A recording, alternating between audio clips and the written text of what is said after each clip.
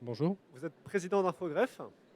Alors, on a beaucoup parlé de simplification aujourd'hui, notamment avec quelques annonces d'un nouveau volet du choc de simplification énoncé par le Premier ministre Manuel Valls.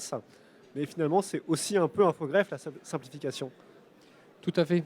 Donc Infogreffe, je tiens à rappeler tout d'abord, Infogreffe est un groupement d'intérêt économique qui regroupe les 130 greffes des tribunaux de commerce français, qui assure la diffusion de l'information légale de ces greffes depuis 30 ans. Ça fera 30 ans cette année, c'est le 30e anniversaire. Et au-delà donc de cette diffusion, nous avons mis en place de nouveaux services de dématérialisation pour les formalités, entièrement gratuits bien entendu, qui permettent à toute entreprise de pouvoir faire ses formalités non seulement d'immatriculation, mais également de modification.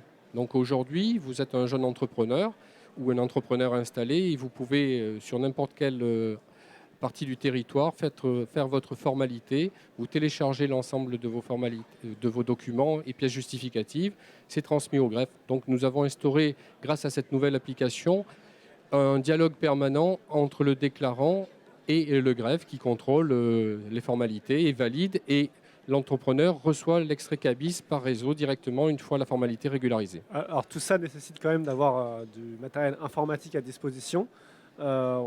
On dit beaucoup que certaines TPE, PME ne sont pas informatisées, ne sont toujours pas informatisées. Est-ce que c'est une thématique qui revient aussi à Infogreffe? Eh bien, écoutez, je ne pense pas, puisqu'aujourd'hui, on a vu que grâce à cette nouvelle application que nous avons lancée début juin, que nous avons fait 100% de plus de formalités dématérialisées. Nous sommes aujourd'hui à 200 000 formalités dématérialisées, donc ce qui est vraiment fantastique et qui démontre que beaucoup de petites entreprises utilisent ce nouveau service, notamment parce qu'il est gratuit et didactique, puisqu'en fait, l'entrepreneur est guidé au travers de la formalité. Alors, vous avez une autre application, plutôt sur l'open data cette fois.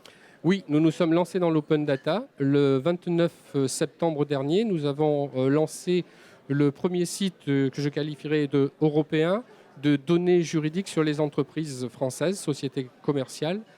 Et nous avons ouvert ce site qui permet de télécharger l'ensemble donc des données relatives à l'identification d'une entreprise commerciale sous format de fichiers.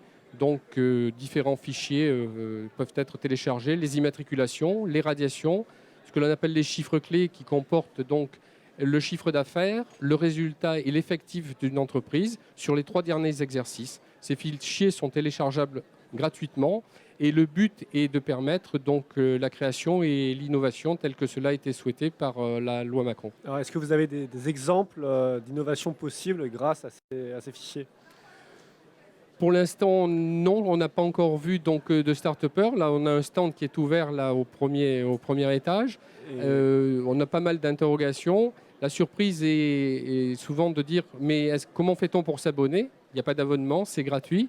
Donc en fait, je pense que l'intérêt pour les start-upers ou les créateurs ou les petites entreprises est de pouvoir utiliser ces données gratuitement, de les télécharger et de pouvoir à partir de là faire par exemple des études marketing simplement sans avoir à faire d'investissement financier lourd.